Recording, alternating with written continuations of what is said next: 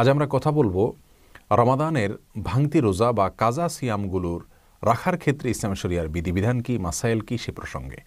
কোরআনে কারীমে আল্লাহ সুবহানাহু ওয়া তাআলা সূরা বাকারার 184 নম্বর আয়াতে বলেছেন, ফামান কানা মিনকুম মারিদান আও আলা সাফারিন ফাইদ্দাতুম মিন আইয়ামিন উখর। তোমাদের মধ্য থেকে কেউ যদি রমাদান মাসে অসুস্থতাজনিত কারণে রোজা রাখতে না পারেন অথবা সফরে ছিলেন সেই কারণে রোজা রাখতে না পারেন, তাহলে সেই রোজাগুলো রমাদানের পরে অন্য সময় তাকে রেখে দিতে হবে। এই অন্য সময় রেখে দেওয়ার ক্ষেত্রে বিশেষ কোনো নীতিমালা আমাদেরকে ফলো করতে হবে কিনা সে বিষয়ে আজ আমরা কথা বলবো 5টি প্রশ্নোত্তরের মাধ্যমে। সর্বপ্রথম যে প্রশ্ন উত্তর দিতে চাই তা হলো, রমাদানের ভাঙতি রোজা বা কাজা সিয়ামগুলো আমরা যখন আদায় করব রমাদানের পরে, তখন সেগুলোকে ধারাবাহিকভাবে রাখতে হবে নাকি গ্যাপ দিয়ে দিয়েও আমরা রাখতে পারবো? এই প্রশ্নের উত্তর হলো, ধারাবাহিকভাবে এক নাগাড়ে রমাদানের কাজা সিয়ামগুলো রাখা জরুরি নয়, বরং আমরা চাইলে সেগুলোকে গ্যাপ দিয়ে দিয়ে রাখতে পারবো।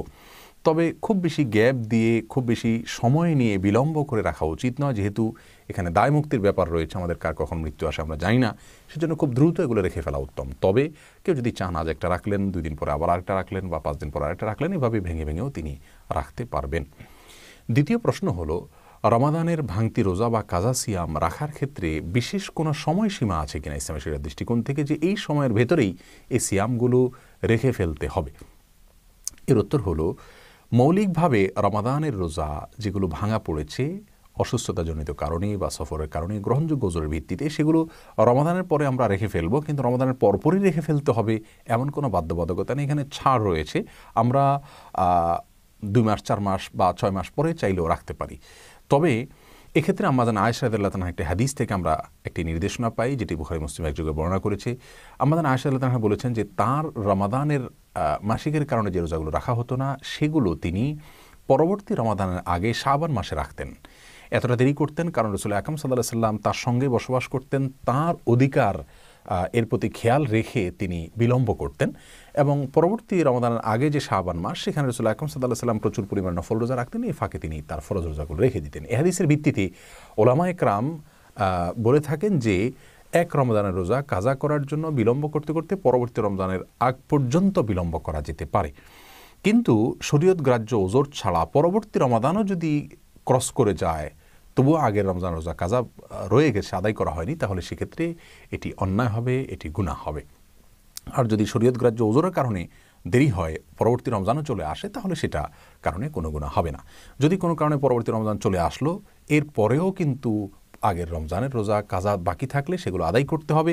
সেক্ষেত্রে কাজার পাশাপাশি অন্য কোনো অর্থদণ্ড বা অন্য কোনো কিছু দিতে হবে না, এটাই বিশুদ্ধতম মত। তাহলে আমরা জানলাম যে রমাদানের রোজা এটা রাখার ক্ষেত্রে 2 মাস 4 মাস 6 মাসের কোনো সময়সীমা নেই, তবে পরবর্তী রমজানের আগে আগে সেগুলো রেখে ফেলা উচিত।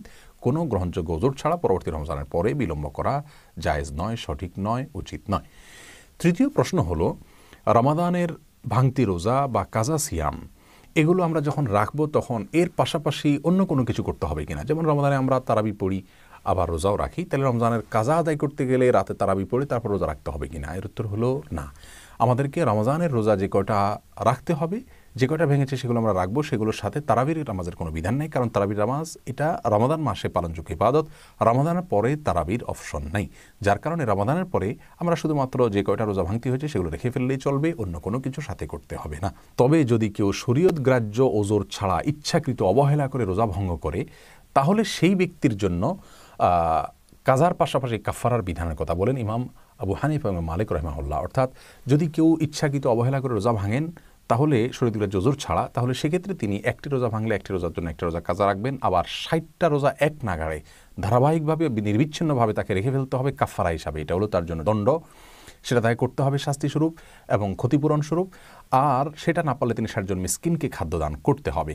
যদিও অন্যান্য ইমামদের মতে এই মাসআলাটি শুধুমাত্র স্ত্রী সহবাসের মাধ্যমে যদি কেউ রোজা ভঙ্গ করেন, তাহলে সেক্ষেত্রে তার জন্য প্রযোজ্য। তাহলে সাধারণ রোজা ভাঙতি রোজা যেগুলো, সেগুলো রাখার ক্ষেত্রে কোনো কিছুই না, যে কটার ভাঙছে সেগুলো রেখেই ফেললে হবে। 4 নম্বর প্রশ্ন হলো, রমজানের ভাঙতি বা কাজা রোজা রাখার আগে কোনো নফল রোজা রাখা যাবে কিনা? এই প্রশ্ন উত্তর হলো, রমজানের কাজা বা ভাঙতি রোজা রাখার আগে নফল রোজা রাখা যাবে। তবে কাজা রোজা রাখা যেহেতু ফরজ, নফল রোজা তো বাধ্যতামূলক নয় আমাদের জন্য, অতএব সেটাকে অগ্রাধিকার দিয়ে আগে রাখা উচিত, নফল রোজা একটু পরে রাখলেও চলবে। কিন্তু কোনো কারণে যদি সেটাকে বিলম্ব করেন, অর্থাৎ ফরজ কাজা রোজাকে, এবং এর আগে নফল রোজা রাখেন, তাহলে সেটা জায়েজ হবে। বিশেষ করে শাওয়ালের 6 রোজা সম্পর্কে অনেকে জানতে চান যে শাওয়ালের 6 রোজা এটা আমরা যদি রমজানের ফরজ ভাঙতি রোজা রাখার আগে রাখি তাহলে জায়েজ হবে কিনা, এ বিষয়ে অনেক উলামা ইকরাম নিষেধ করেন। কারণ হাদিসে আসছে মান সামা রমাদান সুম্মা আতবাউ সিত্তাম মিন শাওয়াল, যে ব্যক্তি রমজান রোজা রাখলো তারপরে শাওয়ালের 6 রোজা রাখলো তার জন্য ফজিলত রয়েছে। অতএব আপনাকে রমজান রোজা আগে শেষ করতে হবে কাজা সহ, তারপর শাওয়াল রোজা রাখুন, এটা অনেক উলামা ইকরামের বক্তব্য। তবে যদি কেউ অনেক বেশি ভাঙতি রোজা রয়েছে, তার এই ভাঙতি রোজাগুলো রেখে শাওয়ালের 6 রোজা রাখা তার দ্বারা সম্ভব হবে না এই মাসের মধ্যে, এরকম মনে করেন, তাহলে শাওয়ালের 6 রোজা রেখে তারপর ভাঙতি রোজা রাখলেও ইনশাআল্লাহ তিনি আল্লাহর কাছ থেকে ফজিলত আশা করতে পারেন। 5 নম্বর এবং সর্বশেষ প্রশ্ন হলো, যদি কেউ কাজা রোজা রাখার আগে মৃত্যুবরণ করেন, আল্লাহ না করুন, তাহলে তার কি হবে? এর উত্তর হলো, যদি কেউ রমজানের ভাঙতি বা কাজা রোজা রাখার সামর্থ্যই হয়নি, এখনও তিনি সুস্থ হননি, এখনও সফর থেকে ফিরে আসেননি, রমজান শেষ হয়েছে ঠিক কিন্তু তিনি এখনও সুস্থ হননি, তার মানে সামর্থ্য হয়নি এখনও কাজা রাখার, তার আগে তার মৃত্যুবরণ করেন, তিনি মারা যান, তাহলে তো সেক্ষেত্রে তার কোনো দায় নেই, যেহেতু তিনি সামর্থ্য পাওয়ার আগেই তিনি মৃত্যুবরণ করেছেন। আর যদি তার সামর্থ্য ছিল কিন্তু অবহেলা করে তিনি বিলম্ব করেছেন, এরকম পরিস্থিতি দেখা দেয় এবং তারপরে তার মৃত্যু হয়ে যায়, তাহলে সেক্ষেত্রে তার ওয়ারিশরা তার পক্ষ থেকে প্রত্যেকটা রোজার জন্য ফিদিয়া আদায় করবেন। এটি হলো বিশুদ্ধতম মত। অনেক উলামা ইকরাম বলেছেন তার পক্ষ থেকে ওয়ারিশরা রোজা রেখে দিবেন।